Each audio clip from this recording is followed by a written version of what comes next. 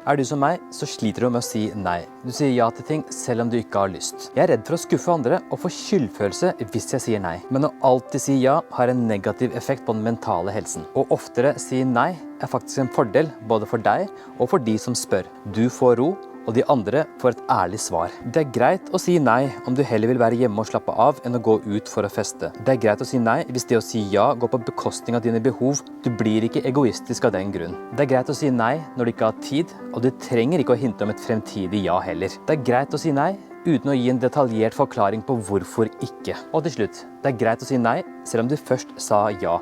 Det går an å ombestemme seg.